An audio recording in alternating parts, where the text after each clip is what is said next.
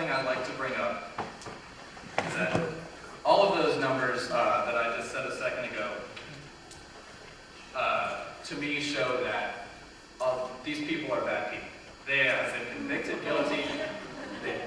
Yeah, it's bad when people are convicted guilty for stuff they didn't know. So the final point I'd like to bring up is, in Mexico, which is pretty close to home for us, there is no death penalty. Also recently they have abolished life imprisonment, which is a slippery slope. That is where America could head.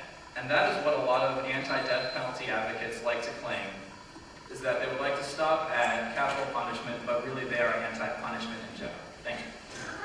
Thank you.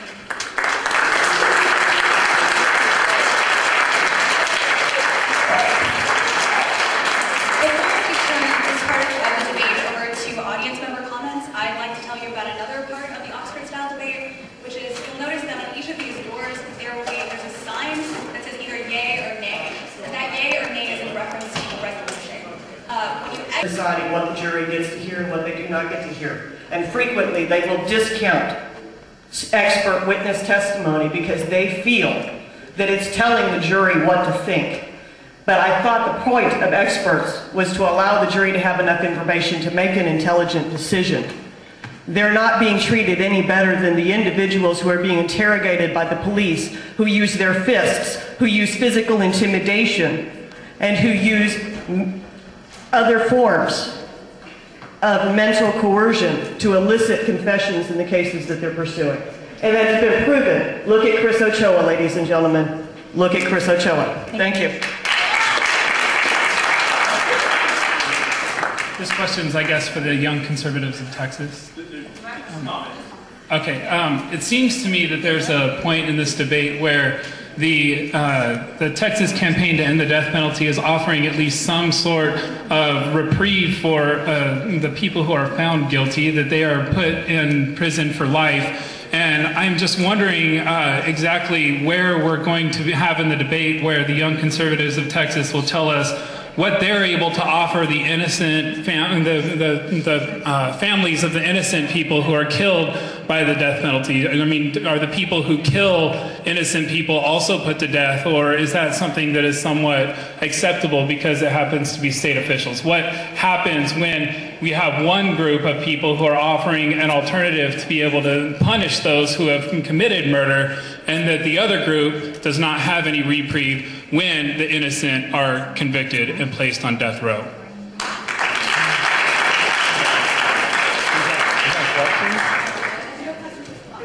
Oh, my comment, I oppose the death penalty, but I think that the opponents of the death penalty really hurt the case when they bring up race and these other contextual issues. I mean, it's like you could just make the death penalty less racist just by executing more white people. And no, seriously, I'm not joking. I mean, obviously we should always try to make the entire criminal justice system less racist. I mean, we should try to make society less racist. I mean, that should be a goal. I mean, we don't abolish the criminal justice system because it's racist. We don't say, well, we're not going to have any penalties whatsoever because, well, gee, it looks like minorities are convicted at a higher rate. And again, just let me repeat, I'm opposed to the death penalty, but I think when you bring up those arguments, you really actually hurt the case. I mean, honestly, would you be in favor of the death penalty if we took all the racism out of it? And I think the answer is probably no.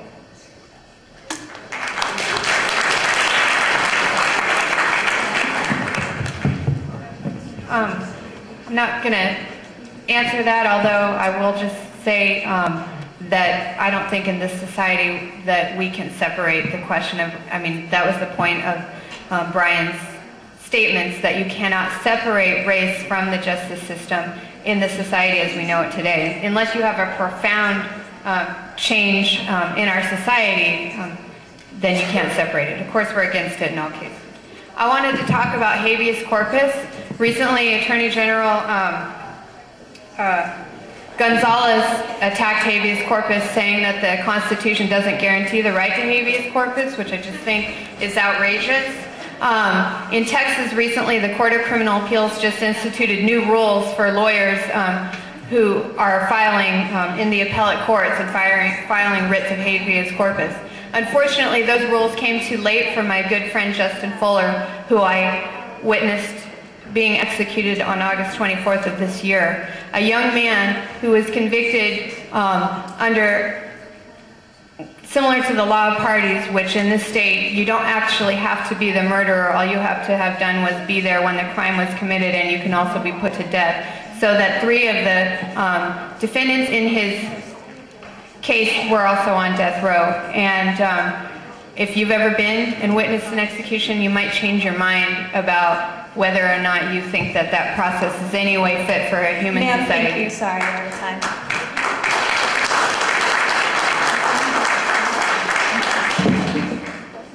Taller. I would just like to say that I agree that the death penalty is cruel and unusual, but I think that cruel and unusual starts long before the execution process. It's cruel and unusual from the point of arrest and throughout the death penalty prison experience, especially in Texas. There's 23-hour isolation, no physical contact with families. In fact, the only physical contact you're guaranteed is an abuse of prison guard and riot gear. And I think that overall, it's a dehumanizing climate in which you have to struggle daily just to survive it.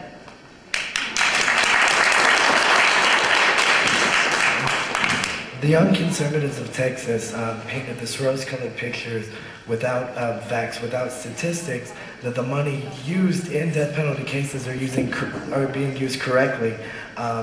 And they did this without facts, without statistics, and on the contrary, there's still people that are being denied appeals on a daily basis because they cannot afford an attorney.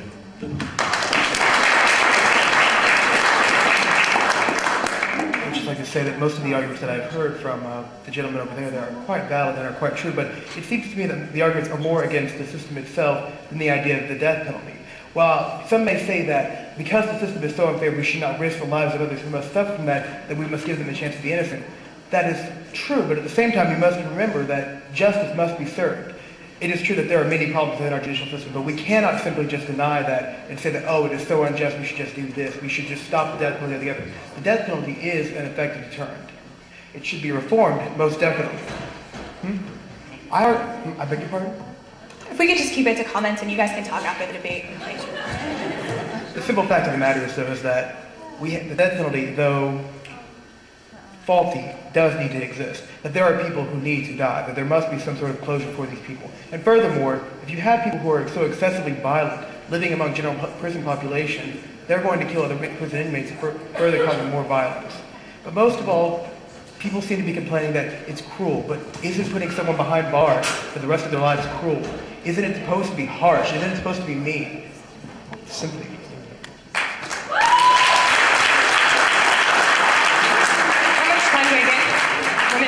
Okay, I think the fact of the matter is we can't talk about the death penalty in a perfect world. We have to talk about the death penalty in this justice system. What I want to talk about actually is my friend Robert Will.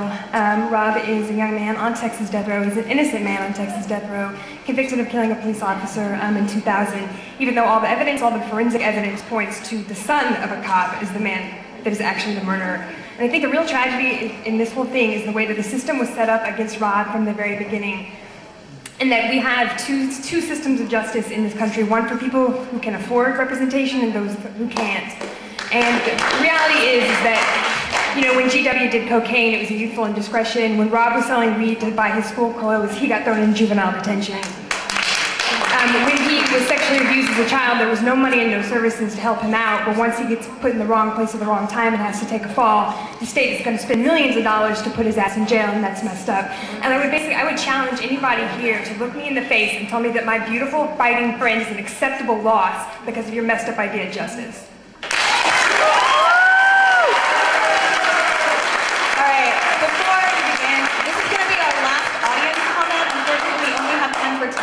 But we'd like to encourage all of you to please find our panelists after the debate if you have anything else that you want to talk to them about.